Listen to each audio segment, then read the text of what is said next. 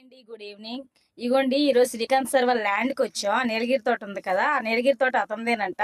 ఏంటి ఆ తోట వల్ల ప్రయోజనం ఏంటి అనేది అతన్ని అడుగుదాం, ఓకేనా?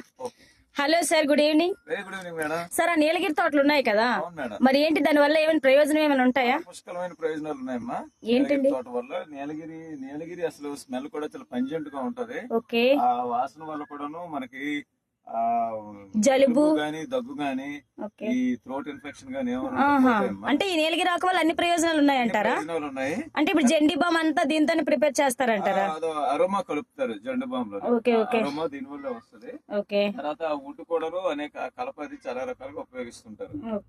పేపర్ ఇండస్ట్రీలోని ఉపయోగిస్తుంటారు. ఆ రకంగాను ఇవి పెరుగుతుంటాయి అమ్మ మొక్కలు. సార్, ఆ హిల్స్ ఉన్నాయి కదా దగ్గరేనా మీకు? ఆ నీలగిరి తోటల తర్వాతనే ఇంకా కొంచెం లాంగ్ ఏమైనా ఉందంటారా? కనీసం ఒక 5 km దూరం వెళ్ళాలి. 5 kilometers-ఆ?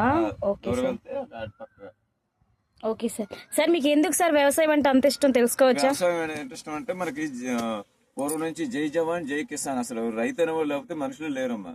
ఫుడ్ ఎక్కడి నుంచి వస్తుంది? మనకి ఫ్రూట్స్ కానీ వెజిటబుల్స్ కానీ ఏ వ్యవసాయం అపరగింజలు కానీ ఏవైనా కూడా మనకి రైతు కష్టపడితేనే మనుషులు బ్రతకగలుగుతుంటారు.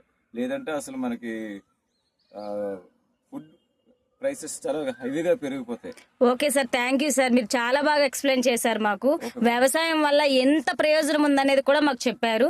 ఓకే సార్, నెక్స్ట్ మీ క్వశ్చన్స్ ఇంకా అడుగుతాను సార్. నెక్స్ట్ ఆ బిల్డింగ్స్ గురించి అడగాలనుకుంటున్నాను. నెక్స్ట్ వీడియోలో అడుగుతాను సార్. Thank you.